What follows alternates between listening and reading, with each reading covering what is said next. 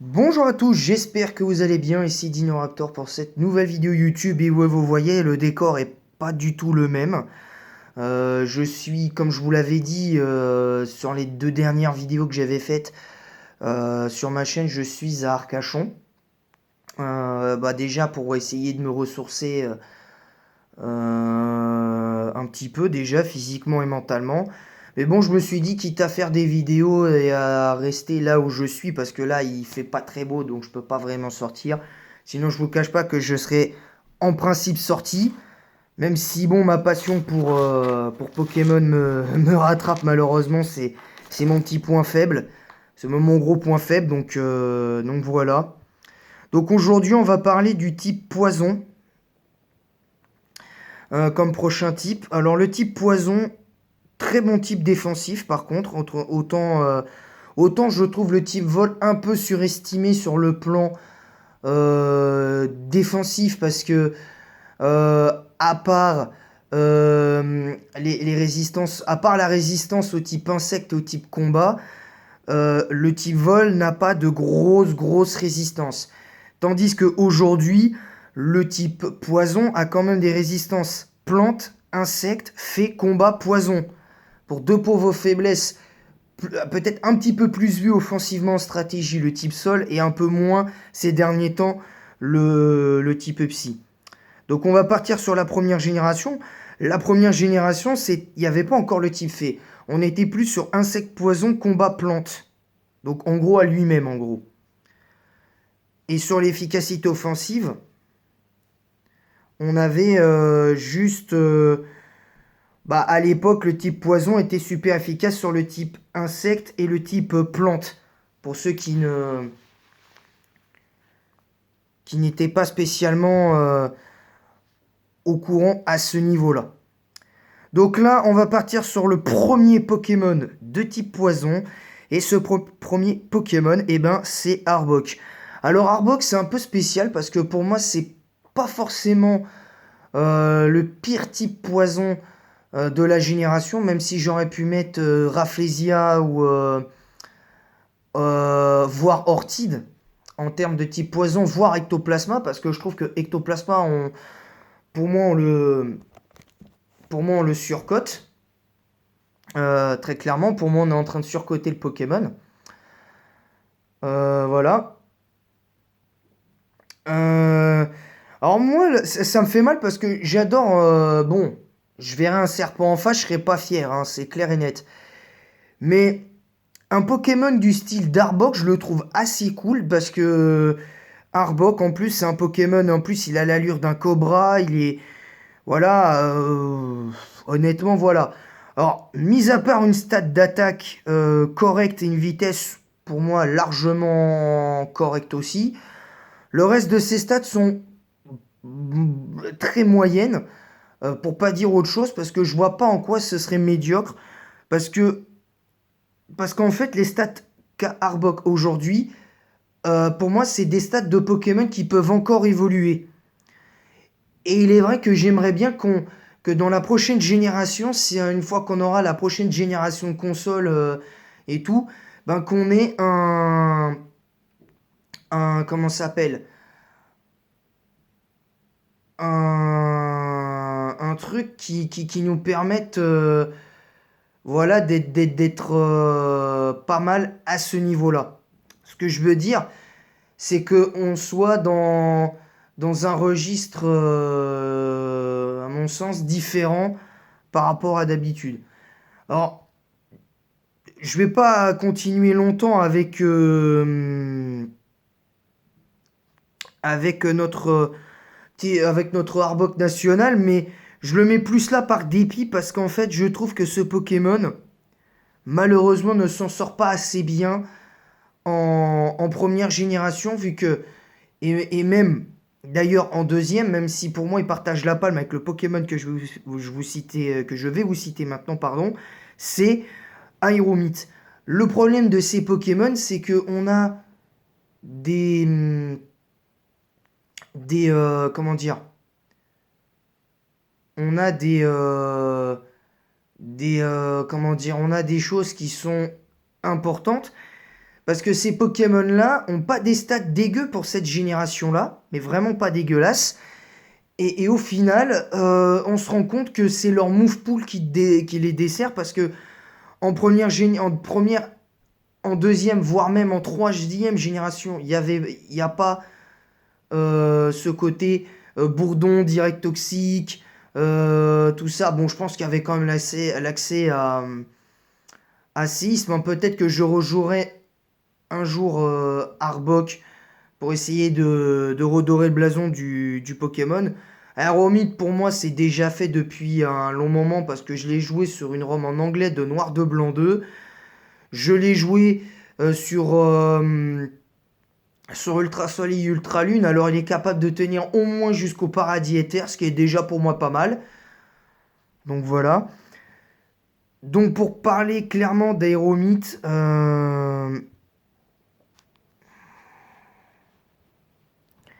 c'est qu'Aéromite, le problème, euh, c'est pas tant ses statistiques. Je pense pas que ce soit ses statistiques le problème, parce que pour moi, elles sont bien telles quelles.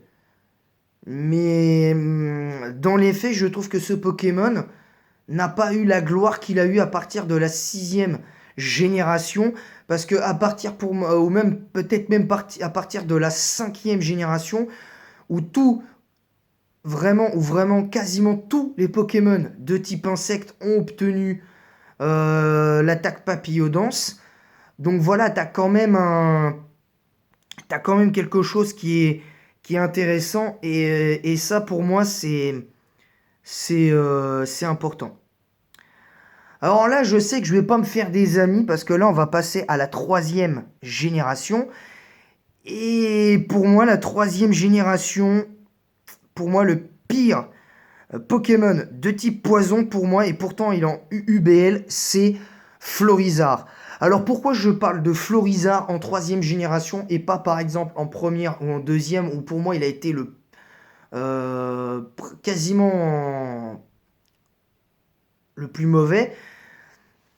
Mais en fait, pour moi, la génération où Florizarre n'a jamais brillé pendant toute la période Rubis, Saphir, Émeraude et Rouge Feu Vert Feuille, ben,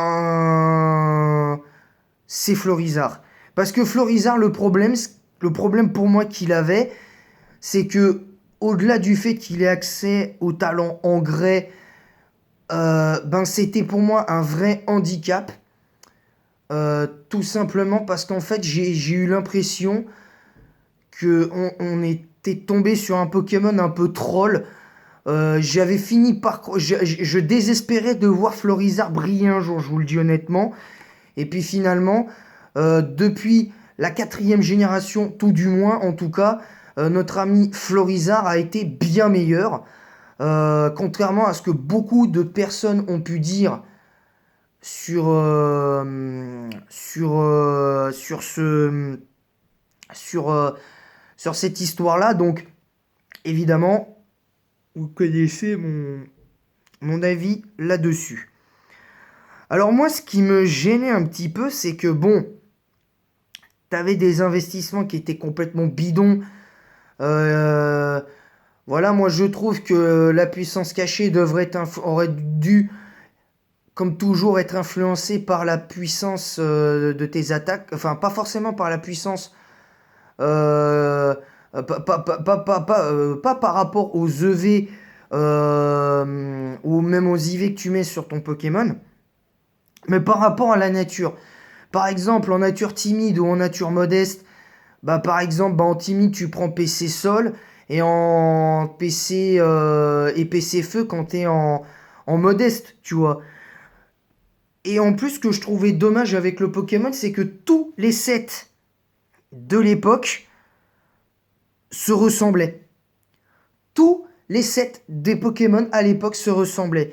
Pourquoi? Parce que c'était vraiment, vraiment, vraiment le côté, mais ultra chiant de la troisième génération, c'est que tous les Pokémon avaient quasiment des sets avec puissance cachée. Pourquoi? Parce que fallait contrer le roi de la génération qui était Celebi. Même si pour moi le vrai roi de la génération ce n'est pas Celebi mais Dratak. Très clairement. Dratak pour moi est clairement au-dessus. Mais après, c'est un avis personnel. Je tenais à le dire. Je tenais à le dire. On va passer en quatrième génération. Mais pour terminer sur le cas de Florizarre, pour moi, Florizarre est devenu bien meilleur en quatrième génération. Parce que ce Pokémon a, a commencé à vraiment mettre, à mettre le type poison au rang où il est aujourd'hui. Parce que le type poison en première génération, c'était vraiment pas ouf. Parce que, à part sur le type insecte et sur le type plante, t'avais rien. En deuxième, euh, en deuxième génération, c'était pareil. En troisième génération, bah, c'était la même chose. Parce qu'après, il n'y a eu que l'efficacité sur le type plante. C'était neutre sur pas mal de types. À part que c'était, il me semble, résisté par le type sol. Je crois, il me semble, par le type dragon. Il me semble, hein, je ne m'en souviens plus. Hein, ça fait un petit moment. Ce que je veux dire, c'est que c'est compliqué d'émettre un avis objectif sur ça, donc voilà. Le prochain Pokémon dont on va parler, c'est Grotadmorve. Alors Grotadmorve, je parle forme Kanto, je parle pas de la forme d'Alola qui pour moi est nettement, mais nettement meilleure. Et pourquoi je vous dis ça? Parce que la forme d'Alola, et c'est lié à Grotadmorve, c'est que la forme d'Alola de Grotadmorve, déjà, elle a un meilleur double type. Alors certes, il n'y a pas la résistance au type fée, mais une neutralité, c'est vrai. Mais par contre, tu as un combo de résistance incroyable. Quand même, hein, t'es juste neutre au type insecte et au type fée. T'as des faiblesses au type, t'as juste une faiblesse au type sol que tu peux largement combler. Euh, quelque chose que tu, à mon sens, que tu peux largement combler parce que euh, même si ce Pokémon avait particulièrement du mal contre les Pokémon qui avaient qui avaient qui avaient besoin de ça à ce niveau-là. Alors pour moi, par rapport à Grotadmorve, en quatrième génération, ce qui me déçoit un petit peu, c'est que c'est une flaque de genre, c'est une flaque de boue. C'est comme une flaque de boue. C'est comme son nom l'indique, c'est presque voilà, un tas de morphes quoi. Voilà. Je trouve que le concept du Pokémon est pas bon. Mais en revanche, je constate qu'au niveau des statistiques, pour moi, il y a rien à dire. Pour moi, c'est ce que le Pokémon mérite parce que tu vas pas faire de ce Pokémon tu passes d'un coup d'un Pokémon lent qui a 50 de vitesse, qui peut jouer sous distorsion, à un Pokémon qui tout d'un coup va avoir la statistique de vitesse de Zacian ou de Mega Rayquaza. Faut peut-être pas abuser non plus, voire de Lanceurien. Donc voilà, donc déjà, tu as quand même ça à prendre en ligne de compte aussi. De manière, en tout cas, de manière générale. Et pour conclure, avant de passer à la 5G au cas à ce niveau-là, c'est que j'ai l'impression que on a des Pokémon qui sont malheureusement dans un autre registre et c'est assez dur quand même aujourd'hui. Donc on va passer maintenant au prochain Pokémon et ce Pokémon, ça me fait mal de le mettre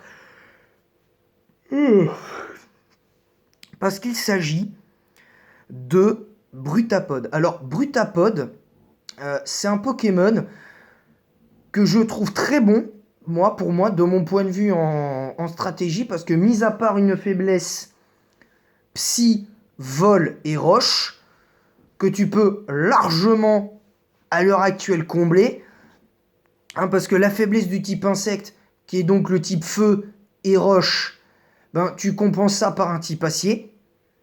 Voilà, déjà ça c'est clair. La faiblesse au type psy, tu la compenses par la puissance du type ténèbres. Tu prends un type acier et un type ténèbres, genre Scalproie, et t'annules toutes les faiblesses du Pokémon. Alors tu tapes une de faiblesse feu toi aussi. Enfin voilà.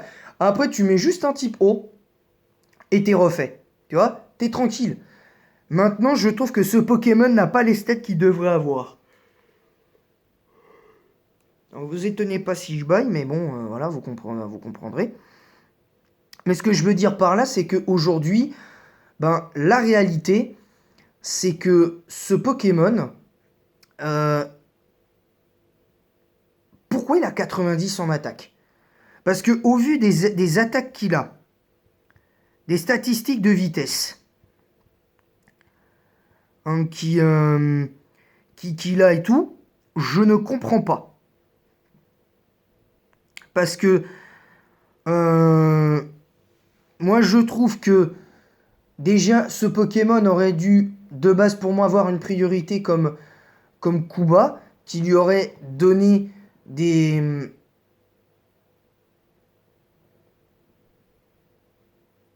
C'est... Disons que pour moi, c'est ça que je trouve dommage, c'est que ce Pokémon devrait être plus haut dans les tiers. Il devrait être plus haut dans les tiers, et j'estime que c'est normal. Voilà.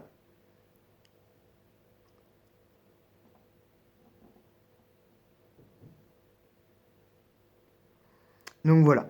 On va passer à la 6e génération. Et ben là, on va parler très clairement d'Avaltou, parce qu'en fait, Avaltou, il est pas mignon, il est très laid. Ce Pokémon est assez laid, et j'ai l'impression qu'on est sur un Pokémon un peu troll, on va dire. Donc ce Pokémon, circuler, il n'y a rien à voir. Moi, je trouve qu'en plus, en stratégie, il est pas si bon que ça. Son move pool est pas ouf. Et voilà, on n'est pas dans cette optique là éventuellement. On va passer à la 7e génération. Et pour moi, je vous avoue que j'ai failli mettre Coatox, mais en fait, je vais mettre Drascore. Pourquoi? Parce qu'en fait, j'estime que Drascore devrait être déjà premièrement plus rapide. Déjà, ce Pokémon pour moi devrait être plus rapide et devrait taper plus fort. Pourquoi je vous dis ça? Tout simplement parce que j'estime que, au vu du bulk, qui n'est pas fantastique, mais du bulk général défensif de ce Pokémon qui pour moi n'est pas fantastique, mais qui par contre, de par son double type Poison Ténèbres, est assez intéressant. Parce que, à part une faiblesse au type Sol, bah, il a rien, en fait. C'est comme c'est comme Grotanmorph d'Alola. C'est que Grotanmorph d'Alola, à part la faiblesse Sol, il n'y a rien. Et il suffit juste que tu combles ça avec un type Vol ou un Pokémon de type Plante, ou même carrément les deux, et t'as ce qu'il faut, très clairement. Mais malheureusement, ce Pokémon en plus a 3 talents, à part Regard Vif, peut-être plutôt 2 talents qui sont clairement pas à la hauteur de ce que le Pokémon est capable, à mon sens, de proposer. Hein, je l'ai déjà joué ce Pokémon, alors peut-être que je compte le rejouer un petit peu plus tard. J'espère pouvoir le rejouer. Par exemple, là, je vais faire une partie de Pokémon Platine là dans pas longtemps, et je vais voir si je peux jouer ce Pokémon. En tout cas tenter le plus de choses possible, parce que c'est là où ça va être très intéressant en l'état. Donc vous l'aurez compris. Donc voilà. Maintenant, on va passer à la 8e génération. Parce que, comme j'ai dit par rapport à Drascore, ce qui est dommage, c'est que ce Pokémon aurait pu... Enfin, ce genre de Pokémon méritait, à mon sens, bien, mais bien mieux que ça. Et à tous les niveaux. Et vraiment à tous les niveaux. Et là, en termes de type poison... pour moi, c'est Flagados de Galar. Alors Flagados de Galar, c'est un peu spécial parce que ce Pokémon a trois talents qui sont très bons pour moi. Tempo perso pour éviter de se prendre du axe onde folie, ultrason ou dynamo point soit Nulgard qui a plus de chances qui a 100% de chance de confus l'adversaire. En fait, la seule chose qui me dérange, c'est ses statistiques. Parce que quand t'as un Pokémon qui, pendant toute sa carrière, que ce soit Flagados ou Flagados de Galar ou Roigada de Galar, ce sont des Pokémon qui n'ont jamais brillé à mon sens, dans les hautes sphères de la stratégie, mais qui en aventure sont très loin d'être bons. Alors, je préfère prévenir par avance que ce que je dis là n'est qu'un avis personnel, donc vous avez le droit de ne pas être d'accord. Hein. Je vous le dis honnêtement, vous avez le droit de ne pas être d'accord. Entendons-nous bien.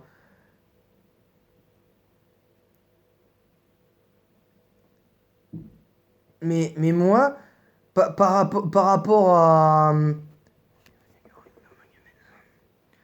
C'est qu'en fait, moi, j'ai un petit peu une mauvaise impression sur la 8G.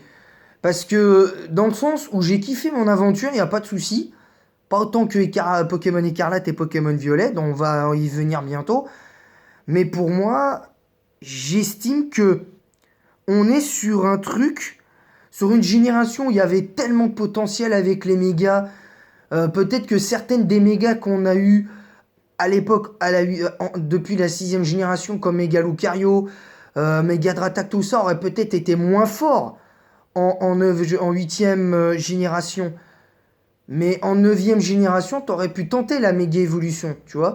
En plus d'avoir un type de Terra qui est très intéressant, ben, tu pourrais tenter la méga évolution en plus, parce que ça aurait été tellement intéressant, mais bon, c'est comme ça, on peut pas tout avoir dans la vie.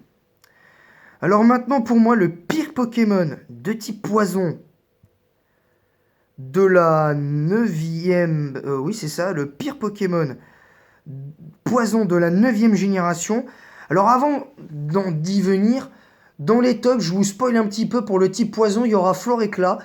Pour la simple et bonne raison que je suis agréablement surpris de ce Pokémon, des capacités qu'il a, le fait qu'il ait accès à Cradovac plus Bomberk, le fait qu'il ait le droit à Ecosphère pour contrer les Pokémon de type sol, je trouve ça plus qu'intéressant. Le fait qu'il ait un talent qui pose les pics toxiques, et derrière ça, je vous dirai d'autres choses en plus, mais t'as quand même un Pokémon qui est peut-être pas très joli, mais qui a un niveau de malade mental à ce niveau-là, mais qui est vraiment très très fort, je trouve.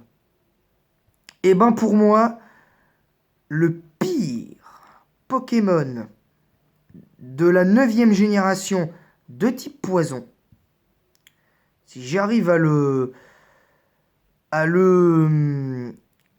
trouver,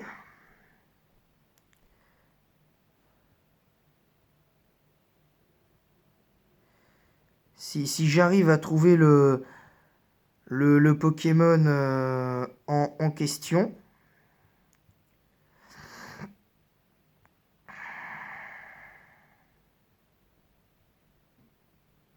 Ah, le voilà. Ben, pour moi, c'est Tactag. Alors pourquoi Tactag? Parce qu'en fait, j'ai l'impression que Tactag, en fait, il est rigolo hein, dans son design. Il n'est pas si laid que ça. Il est intéressant dans ce qu'il fait. Il est pas mal et tout. Il est pour moi bon dans le cas design, mais en vrai, à part Toxitouche,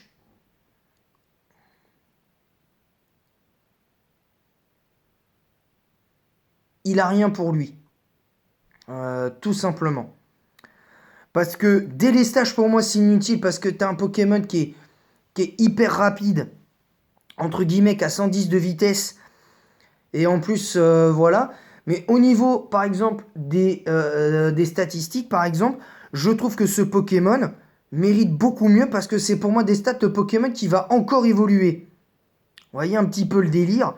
Donc tac tac, qu'un cara design rigolo, mais qui ne brille pas en stratégie parce qu'en plus son move pool est très limité.